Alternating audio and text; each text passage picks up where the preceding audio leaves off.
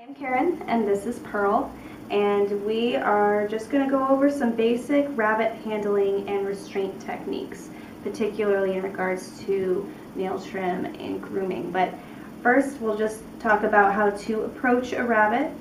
Any rabbit that you approach, you want to approach with caution until you get to know that rabbit and know what their limits are and how aggressive they might be. You want to always play it safe. So don't ever come from the front towards the face. A lot of, with dogs we put our hand out to let them sniff. With rabbits you don't want to do that because a hand coming towards their face is a very large object coming toward their face, and their eyes are on the side, so they may not see it really see your hand until it's pretty close, and that can be scary for them or feel like a challenge to their territory. Instead, you want to approach the rabbit from behind like this, the top of the head or behind the ears. You never want to approach from the front or the side. Basically, there's an area right around here that's what I like to call the danger zone.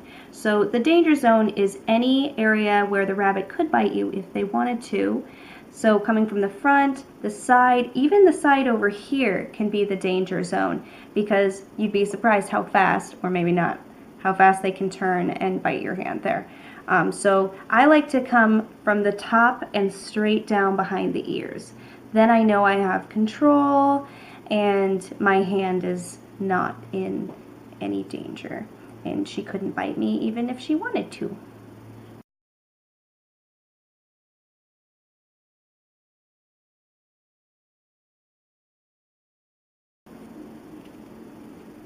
There are a few different ways to pick up rabbits properly.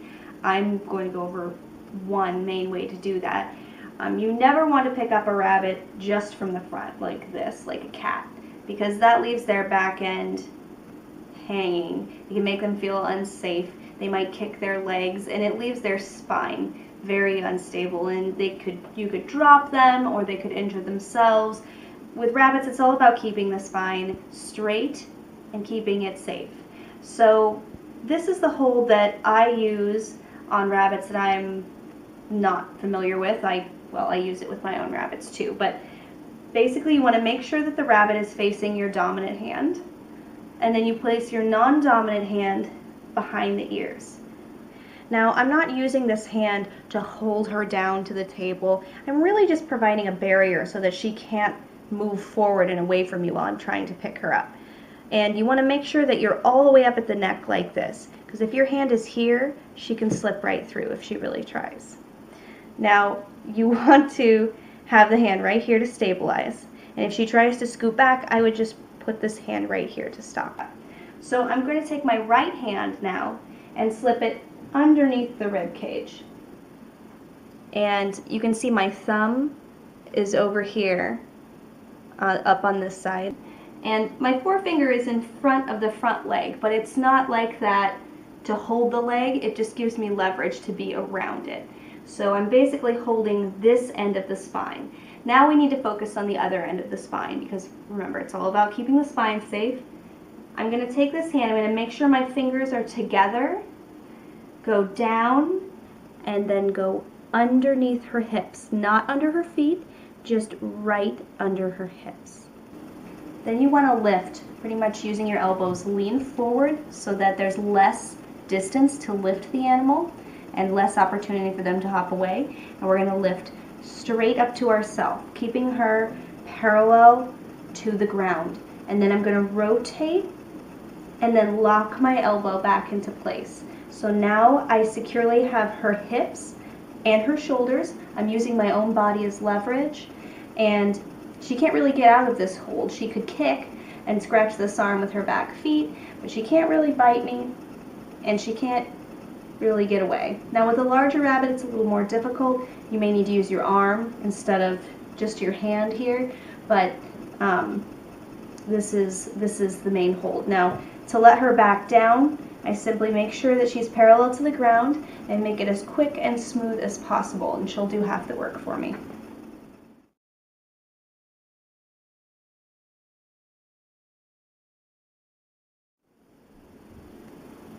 Here are a few holding techniques that you can use when trimming a rabbit's nails.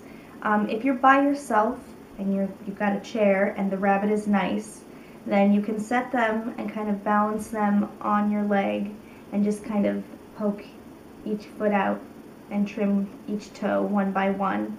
This can be kind of tedious and they can pull their feet back in, but if the rabbit is doing well and not stressed, it's one way to go.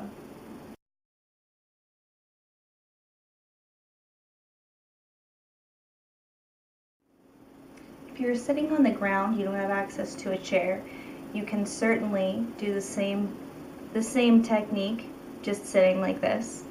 Or if you have, she's kind of small for this, but if you have a bigger rabbit who has a very calm temperament, you can try sitting them in your lap so that their hips, make sure their hips are nice and secure so they're not going to push off. And make sure your hand is on their ribs so they're nice and safe. And then if you can do it with one hand, you can get the nails this way. Now, holds like this where you're by yourself and you're using one hand to restrain and one hand to trim nails can be difficult and more time consuming because you only have one hand, and if they're black nails, you're going to have a much harder time seeing where the quicks are located. So I certainly recommend doing this with a buddy, but these techniques can work for most rabbits. Now, if you have a difficult rabbit that's very frightened or even aggressive, one way you may need to hold them is, this is going to look ridiculous because she's little, but sitting on the floor and pin them between your knees. If you need to, you can drape a towel over their face and then do the feet one at a time this way. Now you'll have to get creative and kind of move one leg in order to get to the other foot, but that's one way that you can do it.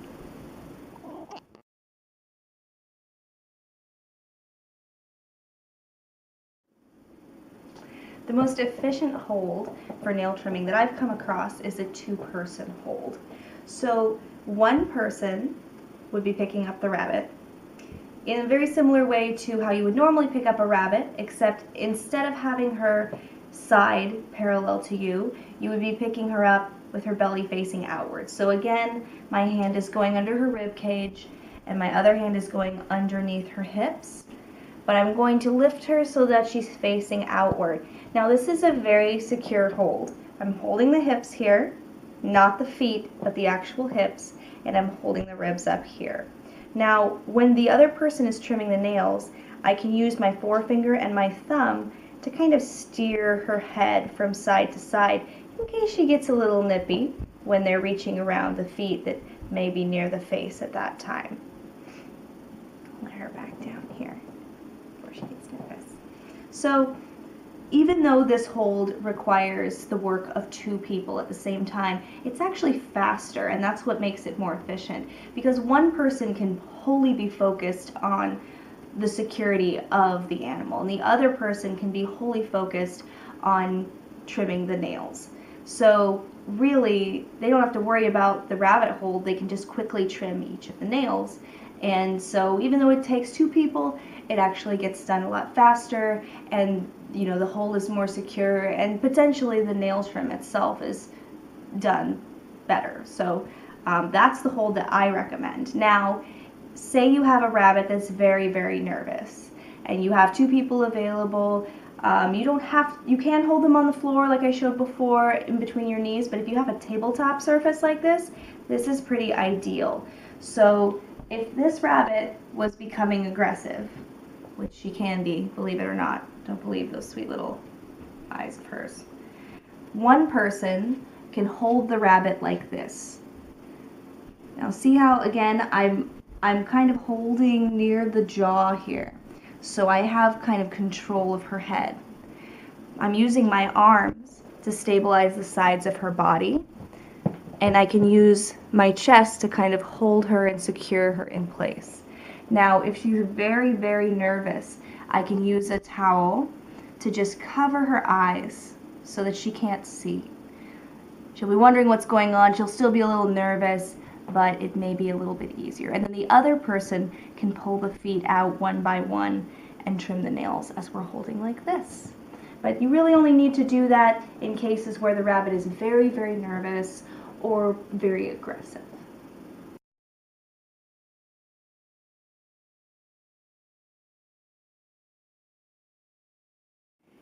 Here are some holding techniques that may be useful for when you're grooming your rabbit. So, not every rabbit needs their scent glands cleaned, but some do. And if you find yourself in a position where you're cleaning a rabbit's scent glands, or more specifically if you're holding while someone else is doing the dirty work, I still would recommend using this same hold that I talked about for the nail trim. Now, if you have a tabletop like this, you can kind of, get your squat on and set the rabbits, or, set your hand on the table. You're still holding the hips, but the table gives you a little extra stability. And the rabbit will sense that stability and will, every bit of confidence like that, every bit of stability makes them feel a little bit more calm. Now there is another kind of hold. I'm not as big of a fan of it. If the rabbit's being very difficult and you feel like you can safely do it, you can go from here and hold all 4 feet so that the other person has a clear view of that area. If you're doing this though, make sure they are very securely being held against your body and that you're not putting pressure down against the table. So use with caution, only if you need it. Now, most of the grooming that we're doing on rabbits that isn't nail trimming is brushing. Now, I'm lucky, my girl doesn't get mats because she's got nice short hair. If you're by yourself, it can be difficult to get all the areas. You can get the top usually. You're probably going to need a second person in order to do further grooming. So again, same hold, picking up, and you would have that other person grooming the belly, and you can get up quite high even just with this hold, grooming the belly. And again, this is a secure hold. You're holding the hips down here. So after that, you need to get this area up here. So the holder, again, puts their hands to the side, and my thumbs are going right up at the top, between the ears, right at the base of the back of the skull right here. And then my fingers here are going to go underneath the jawbone, and then I can gently lift her head upwards. And now you have access to the front here. Now you have to make sure your holder is very secure in doing this, because they can pull their head down quite easily, but if you're holding properly, they won't be able to get it down far enough to bite. This is always a tricky area to brush out. For all the rest of the rabbit, all you need is for one person to hold like this, and the other person can brush out the coat. But those are my basic grooming holding techniques.